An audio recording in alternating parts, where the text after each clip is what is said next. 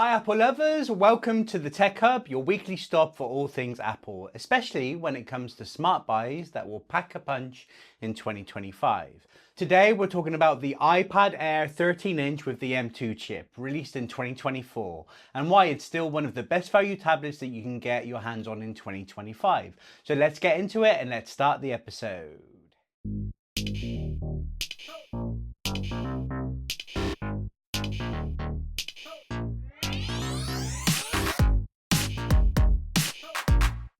So here it is. This is the M2 chip iPad Air 13-inch. So I've never had the 13-inch personally before in this model. I've got the 12.9 iPad Pro now, but I never had the Air. I love the color options. This one is space gray though, but the other colors are very vibrant. The iPad Air is the most versatile and easiest to recommend, and it's always been that way, especially in the tech community. If you look at any videos, the iPad Air is kind of a really good middle ground. And I do have the M2 version of the iPad Pro. So yeah, this is very familiar. Obviously, one of the main differences is the screen, which we'll get into. But reason I got hold of this is from my eBay shop. So it's worth checking out to see if I've got any of these in stock, and you can check out my eBay shop. There's a link below.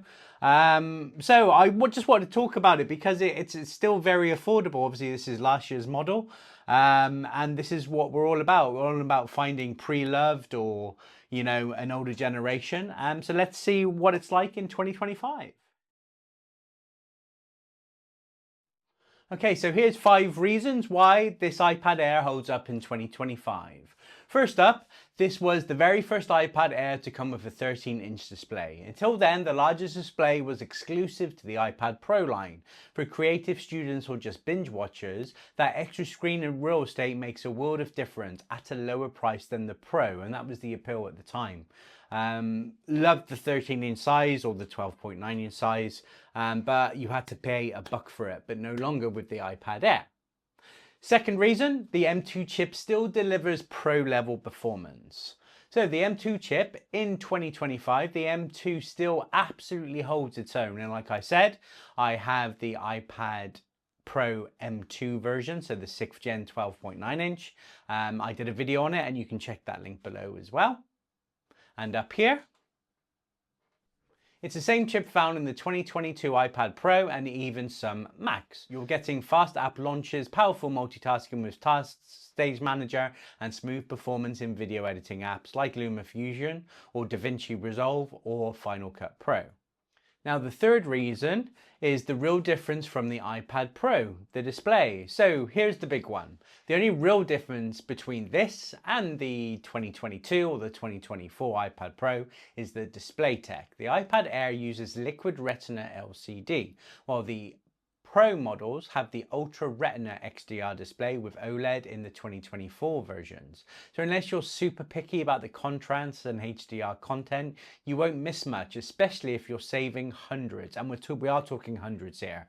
Don't get me wrong, that display on the M4 iPad Pro is glorious. It's the best display on the market, but you pay a premium for it. And then we're talking up to more than half price. But if that's important to you, you ain't watching this video anyway. So reason number 4, fun color options you don't get with the Pro. So Apple finally gave us some color. So the iPad Air M2 comes in blue, which I love, by the way, purple, starlight, space gray, and subtle but sleek light green. Now this is the space gray version, the more boring one, but if it was buying for myself, of course I would get the blue color. Compared to the Pro space black or space gray or silver, it's honestly nice to have some personality back, and it harps back to the iPod days where color was a big part of it and a big fashion part of it. Why can't they just give us color on some iPad Pro stuff? Now the 5th reason, it's compatible with Magic Keyboard and Apple Pencil Pro. So last but not least, this iPad Air supports the Magic Keyboard, Apple Pencil Pro, and Apple Pencil USB-C. So whether you're note-taking, sketching, or typing like a laptop, you're not missing out on the premium accessories. Now how's this for a bonus reason? iPad OS 26 feels more like Mac OS than ever. So iPad OS 26 is going to be an absolute game changer. I'm really looking forward to trying out the public beta, and by the time this video comes out, I would have. So check those videos out. So with enhanced windowed multitasking, external display improvements, and more desktop-like file system, the iPad Air now behaves more like a MacBook, but with touch, pencil, and all-day battery life. You can resize windows, snap them side by side, and even drag files across apps more smoothly than ever. The software finally matches the power under the hood. And this is quite funny because really, the iPad's had the power since the first days of the iPad Pro in 2018. And finally, 7 years later, the OS is caught up. Now let's compare this to the other model. Today we're doing a deep dive into the 3 generation of iPad Airs, the M1 from 2022, the M2 from 2024, and the brand new M3 model released in 2025. We're looking at chip specs, real-world performance, and whether you should stick with what you've got or upgrade. So let's get into it. What's actually different inside? So starting with the basics, all 3 chips, M1, M2 and M3, use an 8-core G CPU setup. That means 4 performance cores and 4 efficiency cores across the board. But each generation adds refinement. So the M2 bumps up the GPU from 8 cores on the M1 to 9 cores, and also includes more memory bandwidth, so jumping from 68 to 100 gigabytes per second. That means faster access to data, which helps with multitasking and heavier creative work. The M3 sticks with the 9-core GPU, but introduces some serious under-the-hood upgrades like hardware-accelerated ray tracing and dynamic caching. It's also built on a more efficient 3nm process, meaning better performance with lower power draw. Now let's talk about what that actually means in everyday use. If you're doing video editing, the difference is noticeable. So exporting a 10-minute 4K video in LumaFusion, the M1 Air can take around 6 minutes and 40 seconds. The M2 trims that down to just over 5 minutes, and the M3 around 4.5. So you're shaving off real time, especially on longer projects. But is that really worth the extra money? So when using Stage Manager with multiple apps open, say 4 apps plus an external monitor, the M1 can sometimes struggle a bit or lag frame drops, but the M2 handles it smoothly, and the M3 takes it even further, especially with iPadOS's 26 improved window management and multitasking features. So let's dive into gaming and graphics.